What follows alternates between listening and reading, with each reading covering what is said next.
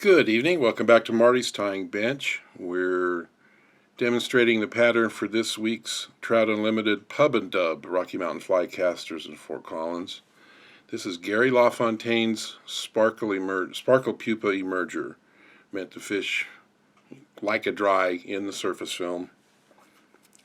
Magic material is this Antron shroud, which collects some air bubbles and makes this thing attractive to the fish.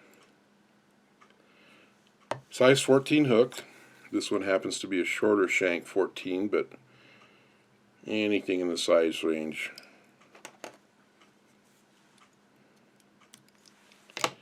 .70 denier thread. The yarn, there's a number of different Antrons. You can't always get the original Aunt Lydia's sparkle yarn, but we'll have some Antron. And we're going to tie that around the hook shank somewhere in the middle. But as we work to the back, I'm going to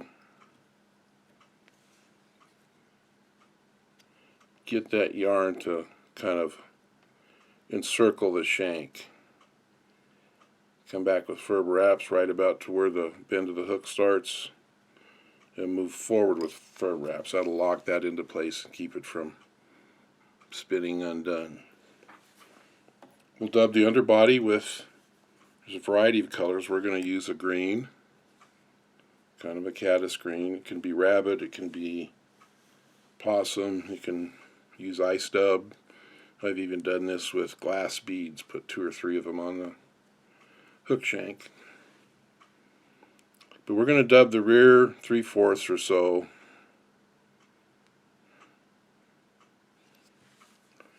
and then pull our shroud forward. Make sure this is teased out as good as you can. You can kind of pull it against the hook to get it to spread out even more.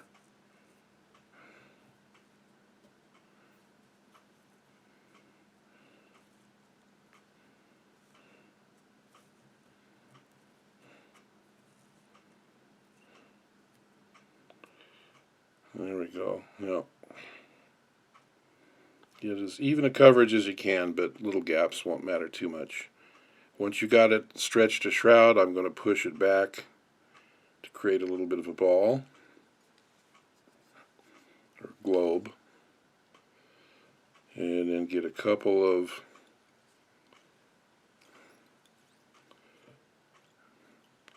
loose wraps of thread. Now I can pull this forward until it's kind of a watermelon shape. Now I'm going to come all the way forward and make a little bit of a base there for my deer hair. We're ready to trim this and get it out of the way.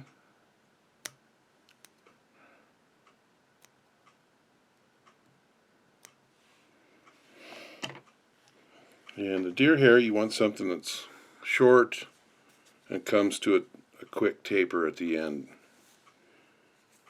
You're going to get a little bundle here.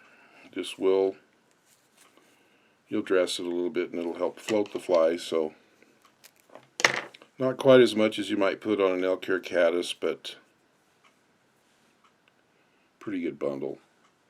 Now Gary LaFontaine didn't care to stack his hair because he wanted it kind of ragged. Before we do that, let's go in and we're going to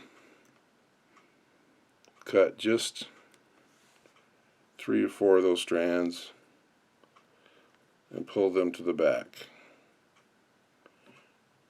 It's like a trailing shuck, but really it's hopefully going to catch a few air bubbles and have those trail along behind.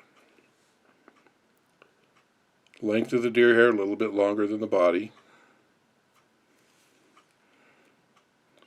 First turns right up against the globe and pull a few strands back and make another turn or two, a few more. This is how you get a deer hair wing to not spin on your hook. Alright, trim that. Now we're ready to dub the front. The front's going to be a darker green. This one's kind of an olive, maybe even a little brown olive in it. If you want to see all the variations that LaFontaine recommends, you're going to have to find a copy of his book. And I recommend that. It's a really good read. So, dub a little head, and if you can make it kind of round like an ant head, even better.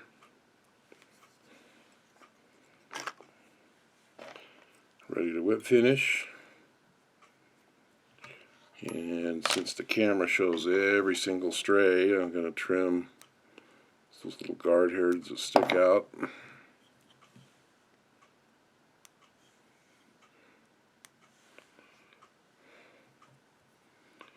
And there we go. Not a pretty fly, but boy, it's effective.